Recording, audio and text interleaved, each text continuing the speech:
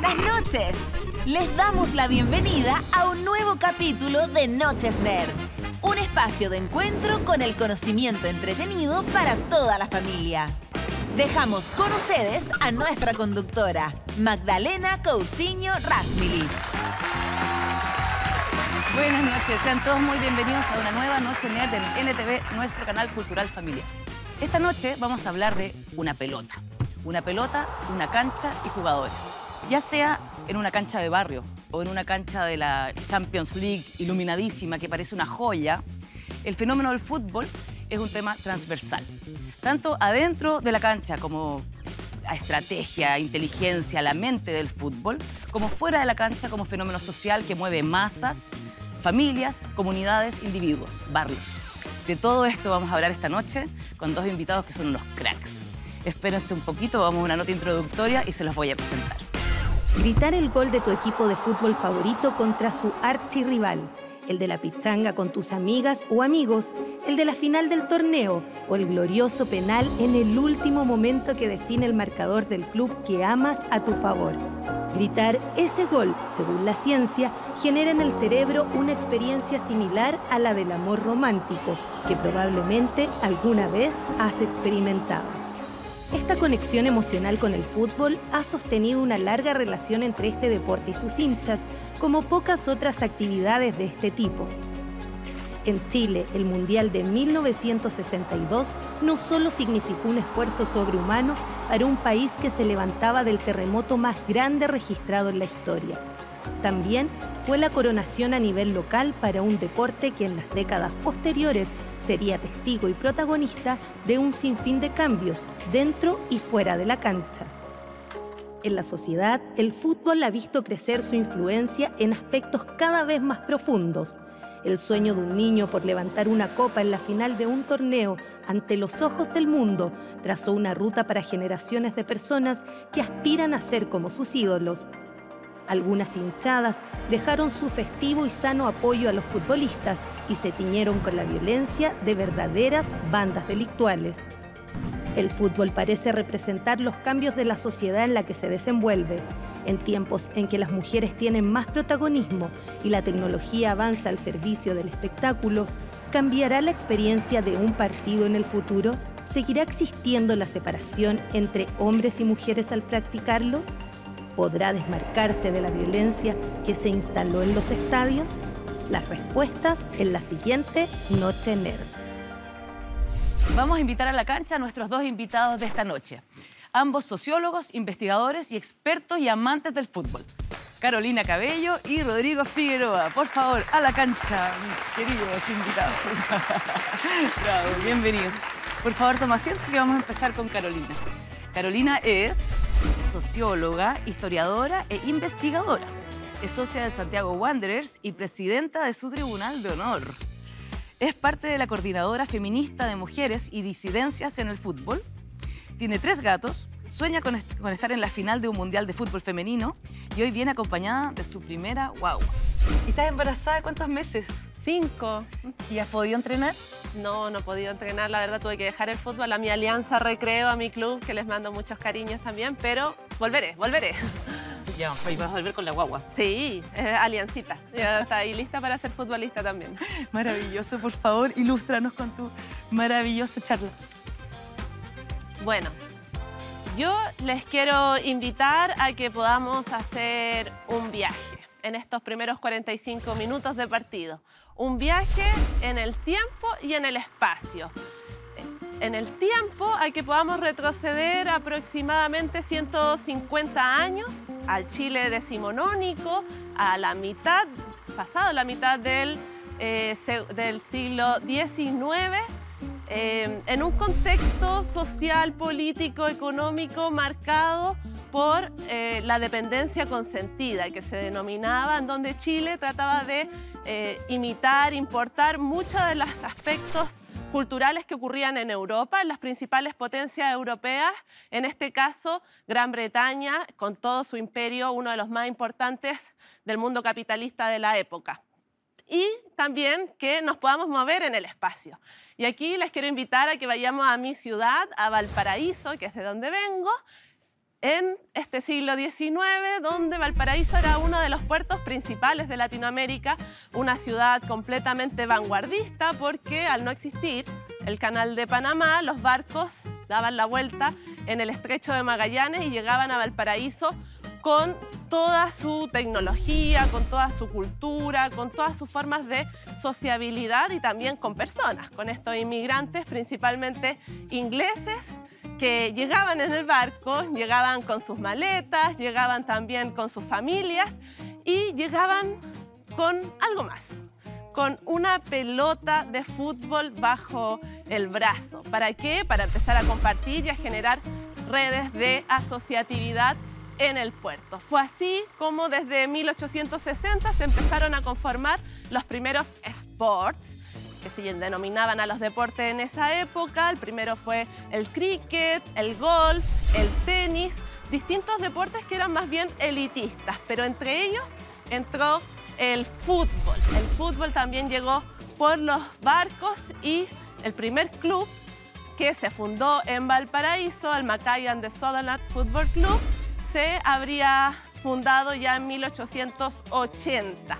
Era un club asociado a un colegio, al Colegio Mackay, que existe hasta el día de hoy, pero que en ese entonces estaba ubicado en el Cerro Alegre de Valparaíso, un lugar bastante particular, un sector un poco más bien privilegiado de la ciudad en aquellos años. En 1894 comienza la primera asociación de fútbol, la The Football Association of Chile, reunidos en el Café del Pacífico. Estos británicos, ingleses, escoceses, se reunieron para conformar el primer campeonato y empezar a jugar ya de forma más competitiva fútbol. Posteriormente serían también la primera federación a nivel nacional.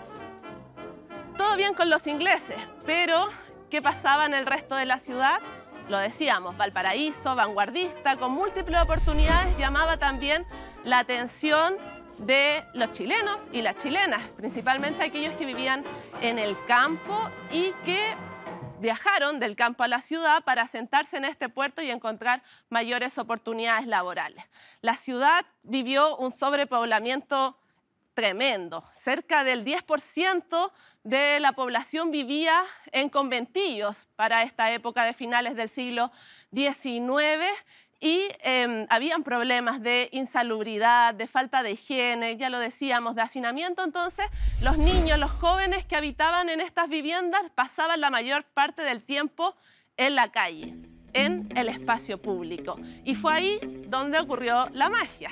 Fue que estos niños, estos adolescentes, vieron cómo los británicos ocupaban los parques, las plazas para la práctica del fútbol. Estos niños vieron cómo los ingleses participaban, tenían este deporte, quisieron también sumarse, pero se encontraron con un primer obstáculo, con una primera exclusión, y es que el fútbol inglés británico era exclusivamente para los británicos. De hecho, el idioma oficial del campeonato de la The Football Association of Chile era el inglés.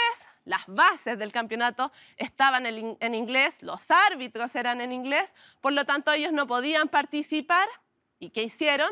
Decidieron conformar sus propios clubes de fútbol.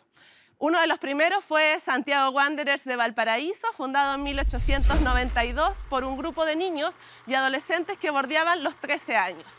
Posteriormente seguiría la Cruz FC, Ferroviario, también Caupolicán, el Club Deportivo Las Zorras, que son clubes que existen incluso hasta la actualidad, siguen todavía vigentes. El fútbol comenzó a difundirse por todo Chile, por toda Sudamérica y llegaría también a Santiago, acá, a la capital, en donde su proceso de difusión fue un poco distinto porque fue principalmente por la vía popular, por una vía obrera. Todo esto en un periodo marcado por la cuestión social, en donde habían problemas políticos, sociales, muchas manifestaciones, huelgas, porque los obreros comenzaron a tener mayores niveles de conciencia y con ello mayores demandas hacia un Estado todavía en conformación.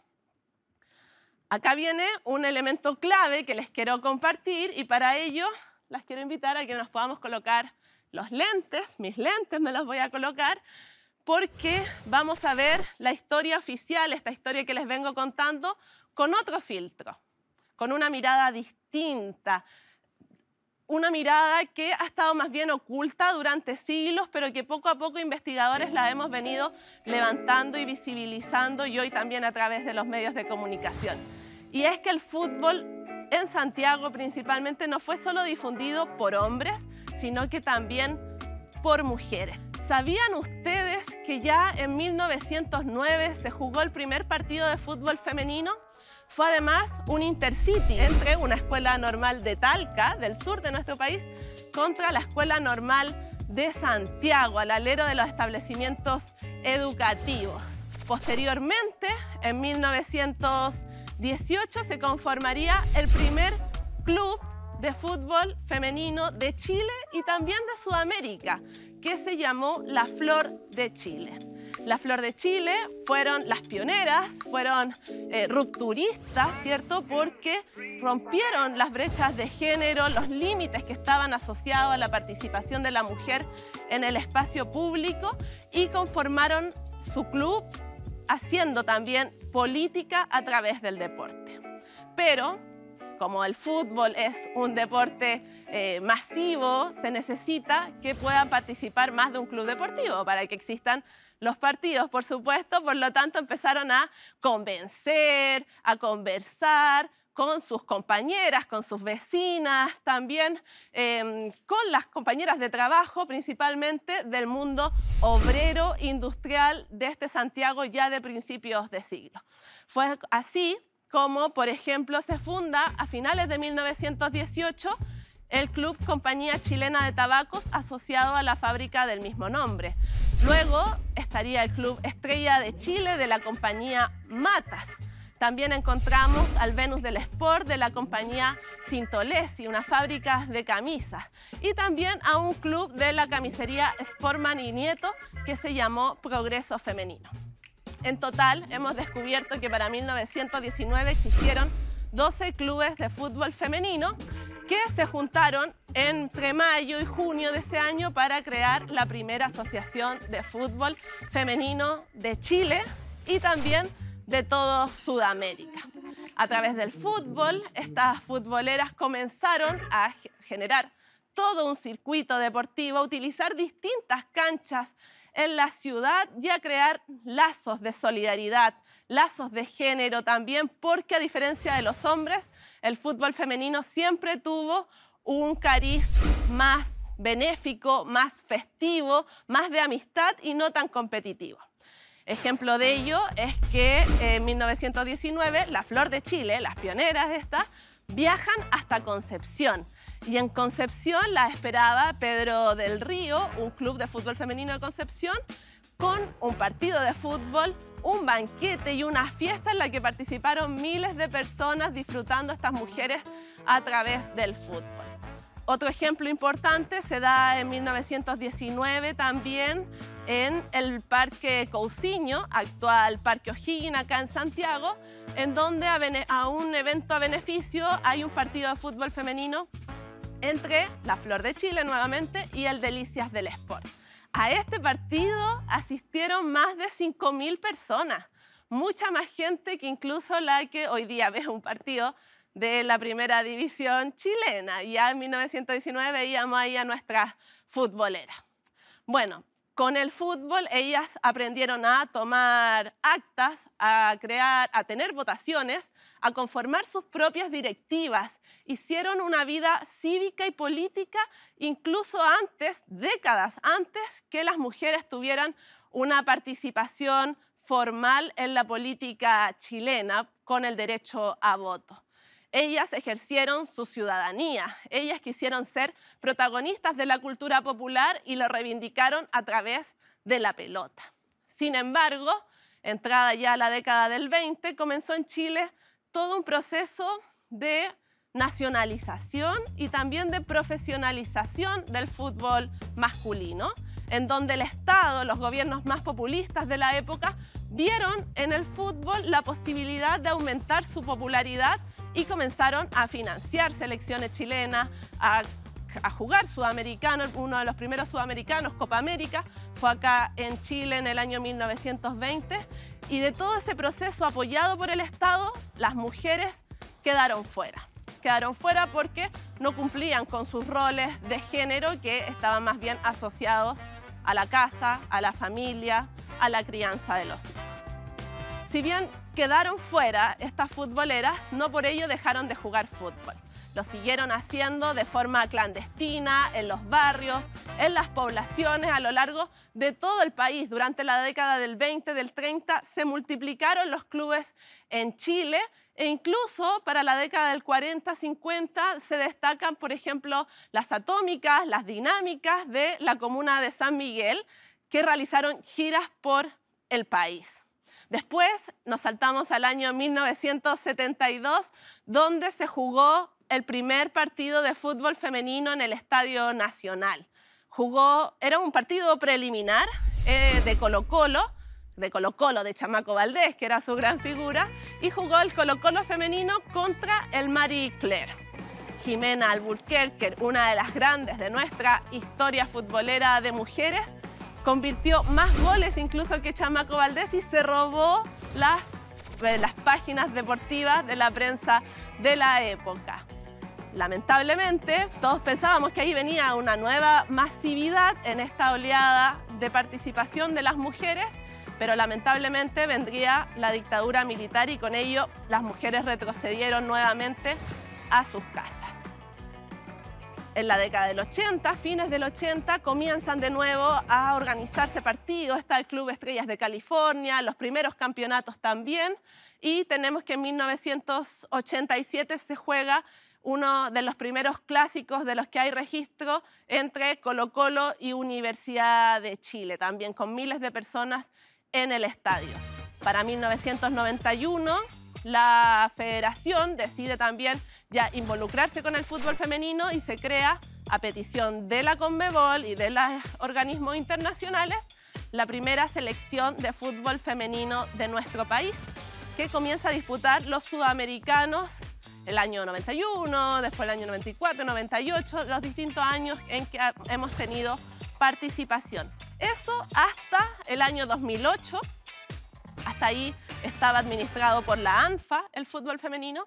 El 2008 se hace el anuncio de que Chile va a ser sede del Mundial Femenino Sub-20 y para ello también la NFP se toma un poco más en serio y comienza a administrar el fútbol femenino en nuestro país a nivel de clubes, organizando el campeonato nacional y a nivel de selecciones. Del año 2008 al año 2022 han pasado 14 años, un periodo suficiente para que una generación de futbolistas haya podido vivir todo este apoyo estatal y este apoyo también de los organismos del fútbol chileno, y ya se ven los resultados. Tenemos nuestra selección chilena que es mundialista, fueron a Francia el año 2019, también participaron de los Juegos Olímpicos de Tokio 2021 y tenemos este 2022 que nuestra Christiane Endler, orgullo nacional, es la mejor portera del mundo. Con esta historia yo les quería compartir un pedacito de lo que está enterrado, de aquello que ha sido invisibilizado durante siglos, pero que las mujeres en realidad siempre hemos estado ahí, disputando los espacios, intentando reivindicar nuestro derecho a la práctica deportiva, y que hoy día podamos ver los resultados es gracias también a que existieron miles de mujeres que en estos más de 100 años de historia así lucharon y así lo hicieron junto con la pelotita. ¡Bravo! ¡Bravo! ¡Qué buena charla! Oye, ¿y tú crees que alguna vez llegaremos a un fútbol mixto?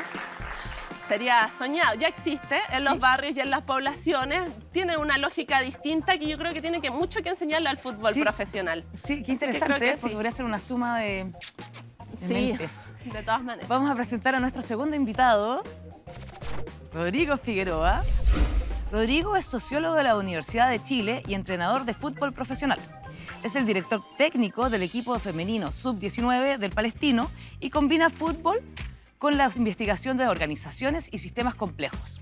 Le encanta la historia y la lectura, y en especial la épica. Además, colecciona barcos a escala. ¿Esos son los barquitos chiquititos? Sí, barquitos y especialmente barcos pesqueros. Bueno, las goletas son como verdaderos equipos de fútbol también, los tripulantes y toda su maquinaria organizacional que está al interior de una goleta. Bueno, parece que todo lo que sea pensamiento colectivo es... Así es, esa es mi pasión. Muy, por favor, ilústranos con ella. Adelante. Bueno, gracias por la invitación. Yo hoy día voy a compartir con ustedes quizá una experiencia distinta, porque vamos a hablar del fútbol, pero los voy a llevar a la cancha, ¿ya? Y para eso voy a hacernos una pregunta. ¿Qué entrenan los que entrenan fútbol? Y para eso vamos a tratar de entender qué pasa con un equipo de fútbol, cuáles son sus componentes, sus dimensiones. Vamos a ver una jugada. Una pelota que rapta el chico Alexis. Aquí viene Alexis, siempre Alexis. Alexis profundo con Charles. Charles con Vargas. ¡Golazo! Se juntaron. El grito de gol en el... Bueno, en esa jugada hay cosas muy importantes. Podemos ver fuerza, podemos ver mucha energía, agresividad, talento, obviamente, cuerpos moviéndose con mucha energía, el gol, las hinchadas, la audiencia, el relator, por supuesto, que es el componente emocional que lo transmite, pero todo eso requiere entrenamiento en realidad, ¿no? Han pasado semanas de entrenamiento, meses de entrenamiento, los chicos que hacen el gol ahí, que está Vargas, está Alexis, está Arturo, está Charles, llegan a ese momento después de haber pasado muchas horas de entrenamiento, en donde se movieron, en donde gastaron energía, pero todo eso tiene una síntesis y es la respuesta que quiero compartirle con ustedes el día de hoy. No solamente entrenamos la fuerza, no solamente entrenamos golpear el balón, no solamente entrenamos el talento, sino que lo que hay ahí es toma de decisiones e interacciones, básicamente. Si uno recuerda el gol, si volvemos al gol, los jugadores están pasando el balón, se lo pasan de una determinada forma, hay una cierta agresividad sobre el balón, sobre cómo de alguna manera recuperar el balón en la mitad de cancha y luego desde allí se produce todo un proceso interactivo que termina con un gol. Entonces lo que les quiero mostrar hoy día, quiero compartir con ustedes, es cómo se entrena eso y cuáles son los componentes de ese entrenamiento y cuáles son los actores principales de ese entrenamiento. Vamos a partir con el primer componente, la persona que juega al fútbol, en este caso el futbolista o la futbolista, para adecuarlo a los momentos contemporáneos. ¿Quién es el futbolista o la futbolista? Por lo menos nosotros podemos entenderla desde el punto de vista del entrenamiento, desde el punto de vista de lo que se desarrolla en un campo de fútbol, como una persona que tiene varias dimensiones a entrenar. La primera dimensión es la dimensión del jugador con su pelota. Y esta dimensión le vamos a llamar la dimensión técnica, ¿ya? El relacionamiento con el balón, cuando un jugador domina el balón, cuando un jugador lo para de pecho, cuando un jugador golpea o la jugadora golpea el balón. Esa relación con el balón es una relación muy especial, es una relación técnica. La segunda relación es cuando esta relación técnica yo la comparto con otros. ¿Se le puedo dar un pase acá a Magdalena? Y ahí hay un pase y ella me lo devuelve acá. Vamos a donde la Carolina. Dale acá. Y esto es una relación táctica. Hay una coordinación en el estricto rigor acá. Y eso también se entrena. Por lo tanto, estamos entrenando la relación individual con el balón y la relación táctica, que es la relación con otros, para convertir un gol o para defender la portería. Hay una tercera dimensión que la vimos en el video, la vimos en las imágenes, la fuerza, la velocidad, la resistencia. 3 elementos fundamentales en el desarrollo físico de los futbolistas y las futbolistas. Hay una cuarta dimensión, todo eso está consumiendo energía. Allí vemos un partido, eso es una fuente de consumo de energía y por lo tanto hay una fisiología del cuerpo, hay una forma del cuerpo, una forma biológica del cuerpo que está dispuesta para jugar al fútbol. Esa fisiología también se entrena, el consumo de oxígeno, ¿no?, que hace un futbolista. Hay una quinta dimensión que es la dimensión socioafectiva. Yo para compartir un pase con Carolina tuvimos que habernos conocido, tenemos horas de entrenamiento, compartimos emociones, compartimos pasiones. Quizás no somos amigos dentro de un equipo de fútbol, pero de alguna manera estamos comprometidos con un objetivo común. Ese objetivo hace que seamos empáticos al pasarnos el balón. El pase, por lo tanto, no es solamente un gesto técnico, es un pase de amor también, un pase con pasión, un pase de empatía. Hay otra dimensión también que es la dimensión de la percepción. Cada vez que un jugador recibe el balón y que viene en el aire, tiene que de alguna manera percibir el tiempo, la fuerza con la que viene el balón y adapta su cuerpo, ¿no? La típica jugada cuando un jugador la para de pecho, ¿qué es lo que hace? Amortigua, y si la pelota viene en una velocidad baja, acelera el balón. ¿no? Entonces hay una percepción, estoy viendo básicamente, en este sentido, el juego del fútbol es un juego cognitivo, básicamente, es un juego de tomar decisiones respecto a cómo el cuerpo del futbolista o la futbolista se relacionó con su medio. ¿Ya? En su medio está el balón, está el rival, está la zona del campo, está la audiencia, el estadio. Imagínense jugar en un estadio de barrio y en un estadio como la Bombonera o un estadio como el del Real Madrid. Escenarios, todos son escenarios complejos, tienen sus propias características y el jugador en su percepción, en su capacidad cognitiva, se adapta. Pero también hay otras cosas más importantes aún. Está la emoción del futbolista. Es distinto jugar al fútbol triste que jugar alegre. Ahí tenemos el caso de Messi. Messi jugó durante muchos años de manera triste en la selección y no ganó nada. Ahora juega un poco más alegre y está ganando y posiblemente este sea su mundial. Un componente maravilloso que está en el entrenamiento del fútbol, de la persona futbolista, que es la creatividad. Todos los futbolistas son seres creativos, pero seres creativos que están en el instante, en la memoria intuitiva, en la capacidad cognitiva de tomar rápidas decisiones, de sorprendernos al mundo que ve el fútbol. Bueno, eso también se entrena básicamente y vamos a verlo un poquito más adelante en esta charla. Bueno, esa es la persona, pero hay algo mucho más interesante también que va más allá de la persona, porque cuando uno ve un equipo de fútbol ve como analógicamente los individuos que serían los y las futbolistas y algo que va más allá del individuo que son los y las futbolistas. Aparece lo que podríamos llamar desde la sociología pequeñas sociedades, que en realidad son los equipos de fútbol. Les vamos a llamar hoy día sistemas. ¿Y qué es un sistema en estricto rigor? Son interacciones. Son interacciones entre 11 jugadores que tienen el desafío, básicamente, de intentar marcar un gol, pero al mismo tiempo evitar que le marquen un gol. Súper interesante. En una misma acción hay dos objetivos distintos. Marcar un gol y defender un gol. Un equipo que tiene el balón está más cerca de convertir un gol, pero también está más lejana la posibilidad de que le conviertan un gol. Eso es súper interesante y eso se entrena. Vimos en la gráfica las relaciones que están entre los jugadores, son las relaciones de base. Esas relaciones de pase son los vínculos, ¿no? Y cuando uno de alguna manera está desde el punto de vista del entrenador, están entendiendo que esos vínculos, esas líneas, pueden ser líneas de PVC o pueden ser líneas de cobre. Por lo tanto, el entrenador se preocupa de construir los buenos vínculos. Ahí está la complejidad. Ahí está la toma de decisiones, ahí están las interacciones. Por lo tanto, cuando vemos un equipo de fútbol, lo que vemos básicamente es modelación de interacciones. Interacción entre personas que tienen características complejas, que al menos se entrenan en 6 dimensiones o 7 dimensiones posibles. Bueno, ese proceso que yo combino la persona con el sistema es lo que finalmente nosotros vemos en la cancha. En estricto rigor, uno podría hacer una analogía con las sociedades. Los individuos, al relacionarse entre sí, permiten la emergencia de la sociedad, pero la sociedad es algo más allá de los individuos porque hay una identidad. Bueno, pasa exactamente lo mismo con los equipos de fútbol. Invitando aquí a Humberto Maturana, podríamos decir que todas las conversaciones que pasan en un campo de fútbol son todas las relaciones a través de los pases. Todas las conversaciones que ocurren en un campo de fútbol fue cuando un equipo se organiza sin el balón para defender la portería. Bueno, la conversación, como nos ha dicho Humberto Maturana, no es un acto simplemente cultural, es un acto biológico en donde la persona en su relación con el medio, de alguna manera se va relacionando con los otros y va generando el amor, la empatía, ¿no? La confianza. Bueno, persona y sistema. Eso es finalmente lo que produce la cancha, ¿no? Eso es finalmente lo que se tiene que entrenar. ¿Cuáles son las metodologías de entrenamiento? ¿No? Las metodologías de entrenamiento son aquellas metodologías que son estructura. Acá tenemos una que es muy interesante, es un típico juego donde hay 2 equipos con comodines en una forma de hexágono, en un espacio reducido. Todo eso está en esa estructura de entrenamiento, están todos los componentes que hemos hablado ahora.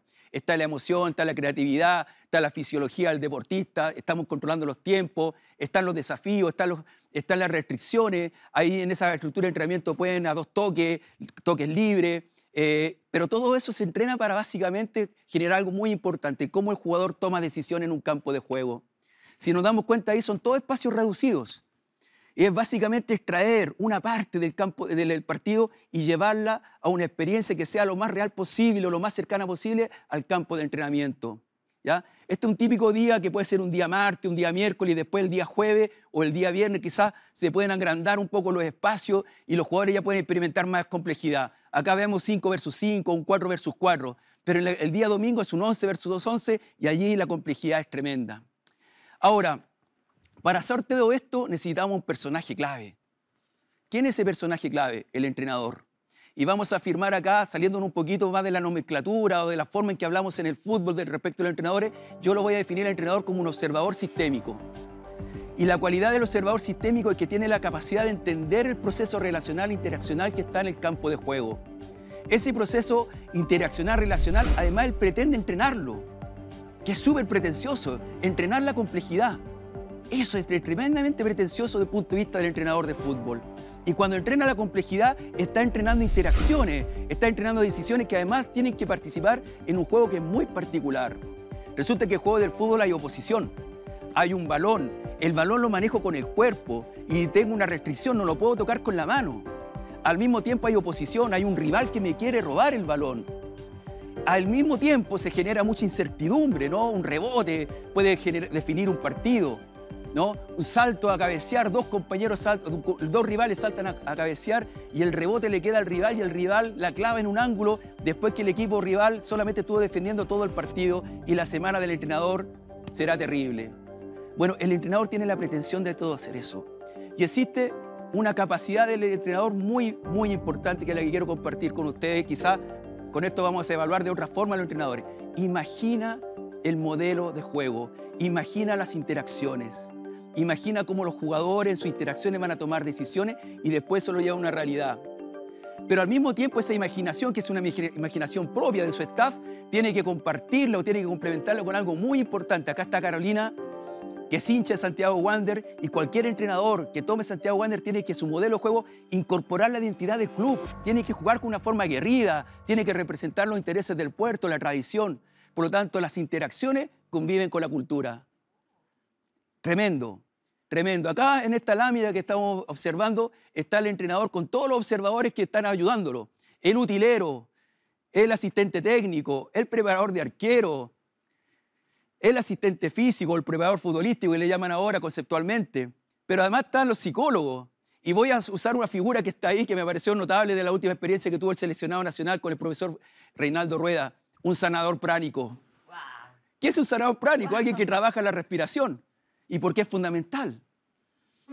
Si el futbolista es básicamente una máquina de consumir oxígeno, y oxígeno en alto rendimiento, con estrés emocional, con presión, ¿no? Una máquina de tomar decisiones permanentemente que además tiene que consumir oxígeno y tiene que, por lo tanto, vivir esa experiencia y, por lo tanto, el sanador pránico era completamente lógico que existiera en un cuerpo técnico. Yo particularmente, por ejemplo, soy un promotor del yoga en ese equipo. Básicamente para trabajar las musculaturas profundas, las respiraciones, para mantener el equilibrio del futbolista en su proceso interaccional. Y tenemos distintos entrenadores. Está Jürgen Klopp, está Pep Guardiola, pero hay uno fascinante, que más me fascina a mí, es Marcelo Bielsa. Pero no necesariamente por sus éxitos deportivos, sino porque él logra algo muy interesante, que pocos entrenadores lo hacen. Logra conectar lo que él piensa del fútbol, cómo imagina el fútbol con las hinchadas, con los países. Hizo lo mismo en Santiago y en Chile, que en Bilbao, que en Leeds, que en Marsella. Revolucionó no solamente el jugar, sino las ciudades, el país entero. Lo revolucionó con su forma valórica, con su ética, con su forma de entender la vida, con su mensaje. Por lo tanto, no solamente hizo un entrenamiento de las interacciones de la cancha, hizo un entrenamiento de las interacciones completas de esas pequeñas sociedades. Maravilloso. Maravilloso porque finalmente trasladó lo de la cancha, lo conectó de otra forma, con la forma que nosotros tenemos que experimentar el fútbol. Y algo de eso está ocurriendo ahora y lo voy a conectar con la presentación que hizo Carolina. Se está desarrollando de manera vertiginosa el fútbol profesional femenino a nivel internacional y en Chile estamos dando los primeros pasos más agresivos, más institucionales. En los próximos 3 años, la mayoría o la totalidad de las jugadoras profesionales de fútbol femenino en Chile tienen que tener su contrato laboral. Eso marcará un antes y un después. Pero al mismo tiempo tendremos que formar las futbolistas para que avancen hacia el mundo profesional, que es el desafío en el cual hoy día me encuentro particularmente. ¿Qué significa formar futbolistas profesionales mujeres? Entonces, todo eso, ¿qué es lo que está pasando? ¿Qué es lo que está generando? Está cambiando nuestra forma de hablar sobre el fútbol. Y creo que es una maravillosa revolución y creo que el fútbol va a ser algo distinto, va a ser algo mejor. El juego no va a cambiar en su naturaleza, pero va a ser algo mejor porque lo vamos a comprender desde elementos, desde visiones, desde puntos distintos. Eso va a enriquecer la forma en que hablamos el fútbol y finalmente la forma en que podemos seguir amando el fútbol. favor, toma asiento. Charla buena. Te pasaste. Oye, buenísima la charla, manso tema. Este es un gran tema, en realidad, este es un gran capítulo. ¿Cómo crees tú y cómo sienten ustedes que viene la mano? ¿Cómo creen que debiera evolucionar nuestro fútbol de aquí a un futuro mediano? ¿A dónde viéramos? No a largo plazo, a futuro mediano. Yo creo que es fundamental en Chile, particularmente, ir colocándole límites al mercado, porque hubo un proceso ahí también de transformación de nuestro fútbol, de transformarlo de un bien social a un bien de consumo, en un proceso de neoliberalización también del fútbol chileno, y que es riesgoso porque es excluyente. Y en ese sentido, si en esta historia de las mujeres, por ejemplo, si el Estado alguna vez las dejó fuera de un proyecto país, hoy día parece ser que el mercado, porque el fútbol femenino no vende, porque no lleva público, parece ser esa nueva opresión. Entonces, para abrir esos espacios y para que más personas tengan oportunidades y que el fútbol sea un lugar más libre de violencia, en el fondo, porque la exclusión es una de las formas más profundas de violencia que existen en nuestra sociedad, yo creo que es fundamental ir limitando esa participación del mercado y que la gente que vive en este sistema fútbol, los hinchas, los socios, las socias también, puedan tomar decisiones respecto de lo que ocurre con sus instituciones deportivas, tengan un espacio de participación que hoy día ha sido eliminado radicalmente. Y en eso me refiero no solo a lo que pasa dentro de la cancha y que puedan haber más futbolistas, sino que, por ejemplo, hacer compromisos serios de disminuir brechas de género en las dirigencias.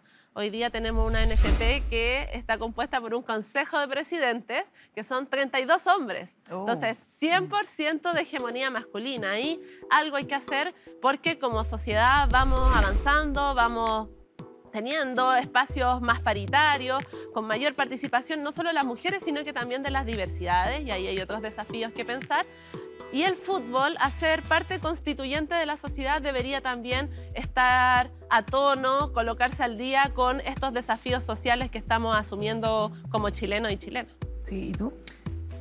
Yo pienso, a partir de esta consigna que hemos manejado siempre en el grupo de trabajo en el cual yo he estado estudiando el fútbol, básicamente, y viviendo lo que el fútbol fluye a través de la sociedad y la sociedad fluye a través del fútbol. Y yo diría que hoy día estamos en una oportunidad más bien, ya de discutir, de hablar qué significaría el fútbol del futuro, ¿ya? Y de hecho conecta un poco con lo que está diciendo la Carolina, ¿no?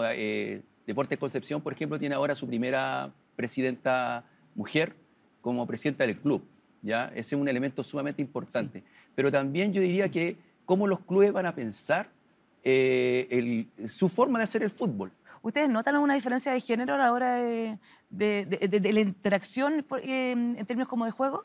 Yo creo que para la forma en que se relacionan con el juego es una forma distinta. Y te voy a dar un ejemplo claro, ¿no? Por ejemplo, yo cuando trabajé mucho tiempo en fútbol formativo con hombres, con niñitos de 11, 12 hasta los más grandes de 19, si teníamos que jugar en el Himalaya, el papá llegaba al Himalaya y llegaba 1 hora antes del partido. Pero si juega en el equipo de mujeres en el Himalaya, femenino sub-19, el papá se demora, no tiene tiempo, no llega a la hora. O comienza la jugadora a escribirme, ¿sabe, profe? No voy a poder llegar porque no tengo con quién ir, ¿no? Entonces, esas formas socioculturales que están instaladas hacen que la relación entre hombre y mujer con respecto al juego sea hoy distinta y que es lo que tenemos que cambiar.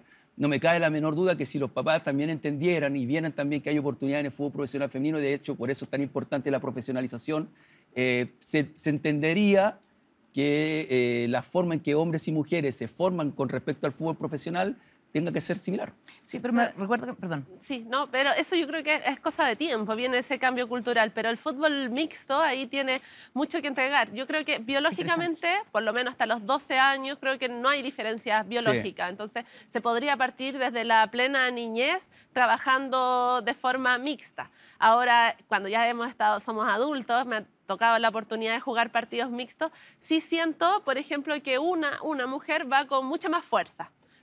Porque sabes, tienes inconscientemente arraigado que el hombre es más fuerte. Entonces, vas con más fuerza que como irías contra una mujer. Y los hombres se autorregulan mucho más. O sea, de ir a una plancha, de poder lesionar a un compañero, con las mujeres no lo hacen así. Y eso hace que el fútbol sea más limpio, también que sea un espacio, bueno, esto más a nivel amateur, ¿no? Pero recreativo. Hemos estado en competencias de fútbol mixto en donde no es necesario el arbitraje. Por ejemplo, no hay una persona externa que regule lo que ocurre en el campo de juego porque las mismas personas que participan y son protagonistas del partido se autorregulan. Entonces hay una noción de comunidad, de cuidado, de respeto por el otro, un sistema mucho más equilibrado que lo que podemos ver en un fútbol profesional. Claro que ahí está la competitividad y todo, pero creo que en algún momento ambos se pueden ir complementando y ir tomando los desafíos de estos nuevos fútboles. Yo quiero agregar algo muy importante de lo que dice Carolina, que es que si tú desarrollas esta capacidad de hacer fútbol mixto desde muy temprano, vas a incorporar también a las niñas y las vas a sacar de algo que hoy día todavía sigue siendo una exclusión, la práctica del deporte. O sea, una gran diferencia a los 11, 12 años es que las niñas y niños tienen diferencia en su proceso psicomotrices, en su capacidad motora, en sus actividades coordinativas en estricto rigor, ¿no? Y eso es porque a los 7, 8 años tú ya comenzaste a generar una exclusión, ¿no? Los niños hacen deporte y las chicas ya no hacen tanto deporte, se dedican a otro tipo de actividades, ¿no? A mí cuando estaba en Estados Unidos y trabajé con niños, me maravillaba el hecho de que las chicas con niños de 10 y 11 años no tenían mayores diferencias en su capacidad psicomotriz motora, en estricto rigor, control motor, para participar del juego del fútbol. Vamos a ir a la primera pregunta del público. Hola, soy Tere. Está muy entretenida la charla, pero me gustaría saber qué está pasando con los clubes de barrio, que cada vez son menos. ¿Qué está pasando ahí? ¿Habrá algo que se pueda hacer por revivirlos? ¿Será posible? Excelente pregunta, y es justamente lo que yo quiero. De todas maneras, o sea, lo decíamos, el Estado tiene la capacidad tanto de potenciar, de fortalecer, como de obstaculizar un desarrollo deportivo, la práctica deportiva. La ley del deporte, promulgada el año 2001, busca principalmente que la práctica sea decidida a nivel individual, lo deja a la libertad ahí de cada una de las personas. Por ejemplo, se financie más una corrida por Santiago que el financiamiento que llega al deporte social, que son los clubes deportivos que tienen muchos obstáculos para participar de los pocos beneficios que existen a nivel estatal. Son más bien fondos concursables con una lógica de competitividad, que si se la gana el club de esta vereda de la población no se la gana el de al frente. Entonces un club comienza a sobresalir y el otro se empiezan a precarizar. Ahí hay algo que revisar y creo que es fundamental que el deporte social pueda ser considerado un derecho, porque no es solo la práctica deportiva, no es solo la lógica de la salud, porque hace bien, porque tenemos vida sana a nivel individual, sino porque creamos comunidad. Y es saludable socialmente, digamos. Es saludable socialmente, se eliminan un montón de males que pueden estar ahí bordeando en las poblaciones y hace que la gente sea más feliz también, que comparta sueños, que tengan desafíos comunes, que ejerzan su ciudadanía compartiendo con sus vecinas, con sus vecinos. Hacia el 2012 existían 8.000 clubes amateur afiliados a la ANFA a nivel nacional. Si un club amateur típico tiene 3 series adultas y 3 series infantiles, ya hay 33, son 66 personas que están jugando fútbol, ¿ya? Claro. Entonces, súmale tú el entorno. Entonces, son 100 personas y si tú multiplicas por 8.000, que son los clubes que juegan el fin de semana, tenemos muchas más personas jugando en el fútbol amateur que lo que está focalizado en el fútbol profesional. Es una de las organizaciones de la sociedad civil más grandes exactamente. de nuestro país. Entonces, hay un desbalance comunicacional, un desbalance de énfasis, un desbalance de las políticas de Estado, un desbalance de la preocupación, todo este foco en estadio seguro que nos ha acompañado durante los últimos 20 años, básicamente, o del enfoque sobre la violencia del estadio, ha perdido de perspectiva que en realidad el fútbol, como riqueza, como actividad social, como actividad en la cual los cuerpos se mueven, transcurre en el mundo popular, en el mundo civil, ¿ya? Y la parte más de espectáculo o profesional es una parte minoritaria. Pero estamos desbalanceados, ¿no? Pasa lo mismo con la formación de los entrenadores. Todos, me incluyo, todos pensamos que el sueño para nosotros de entrenarnos es participar en fútbol profesional.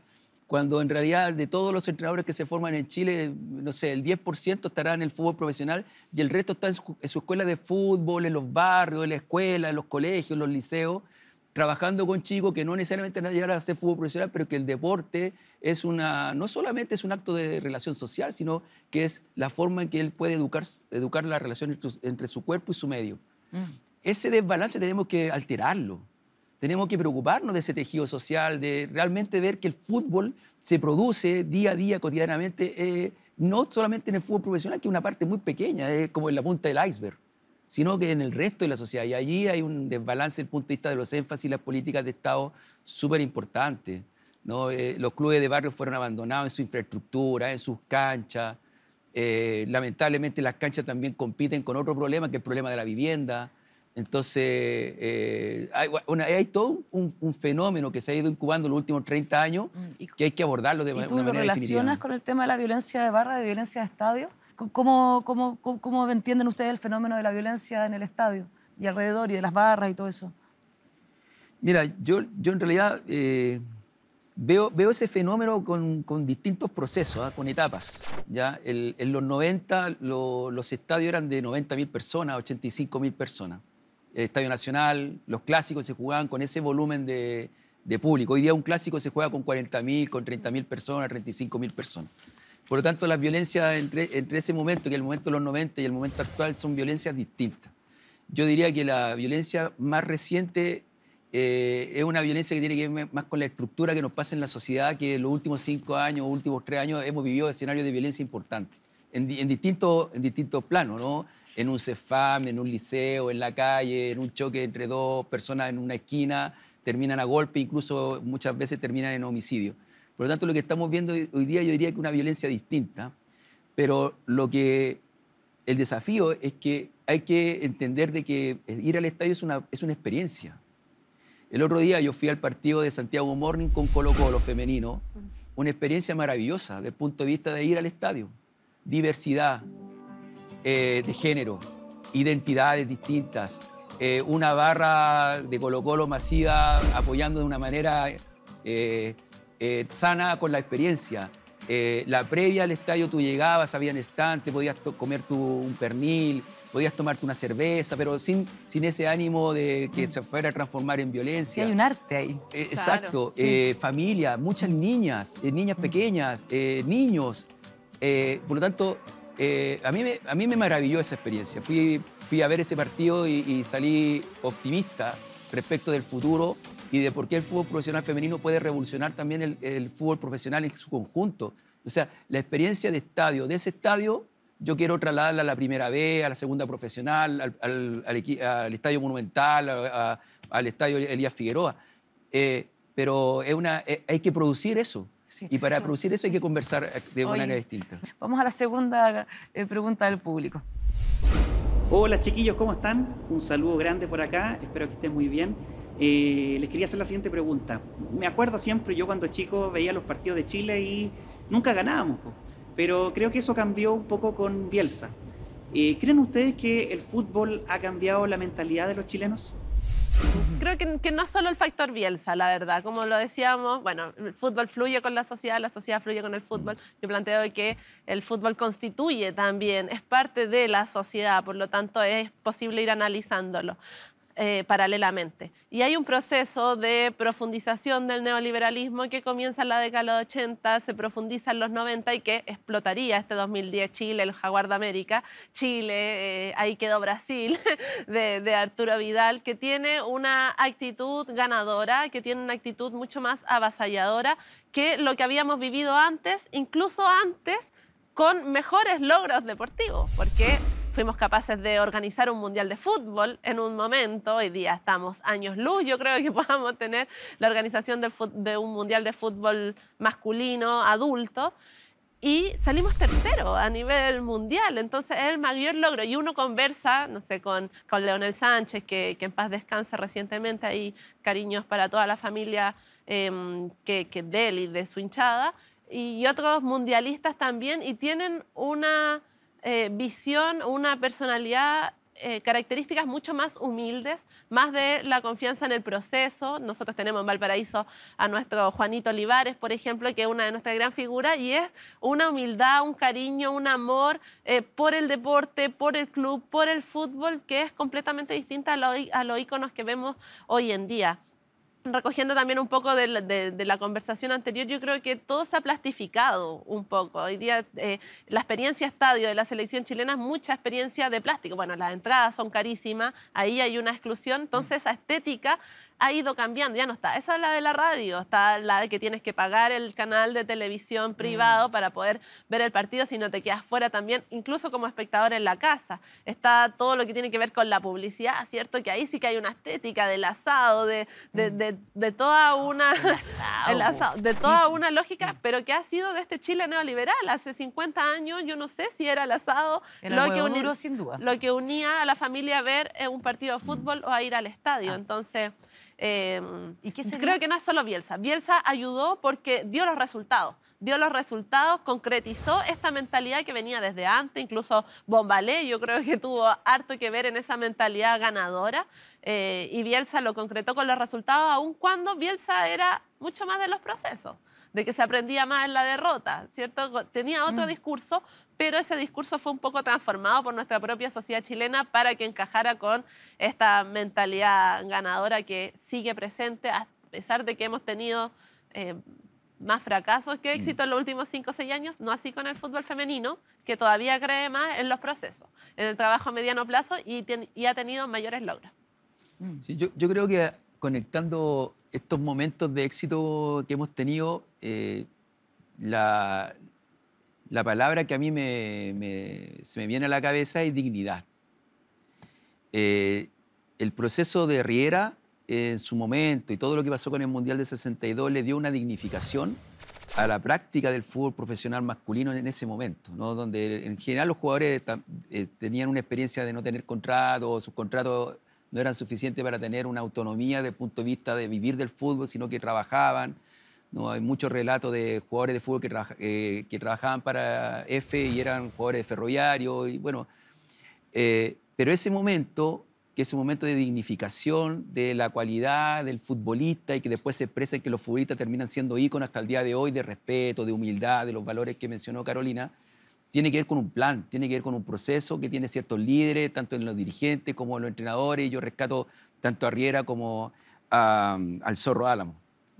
Entonces, son personas que de alguna manera construyeron un relato de dignificación del futbolista, de quienes practicaban el fútbol y de quienes iban a ver el fútbol. Todos caen en ese mismo escenario. Yo creo que lo de Bielsa también pasó por algo similar. Dignifica al jugador, ¿no? Le da un estatus distinto, lo trata de una manera profesional completamente, no folclórica, no anecdotaria, ¿no? Cuando hemos perdido eso, estamos en el plano, pienso yo, en el plano de la derrota. Y singularmente tiene su correlato en la sociedad. Cuando nosotros como sociedad tenemos mayor dignidad, tenemos mejores resultados.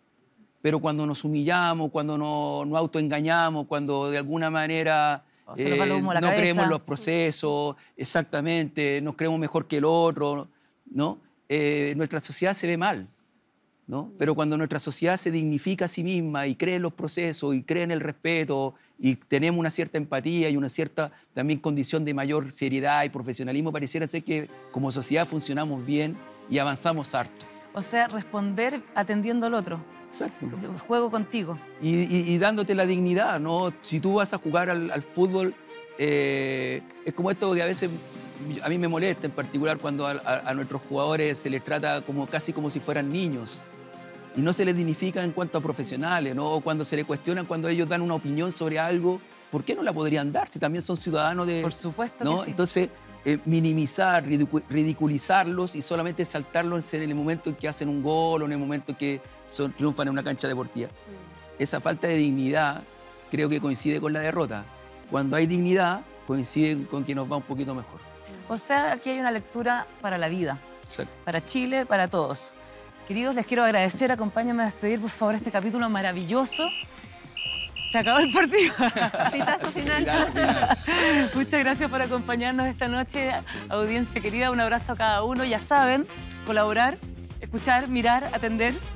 puros pases nomás. Nos vemos en el próximo capítulo. Chao.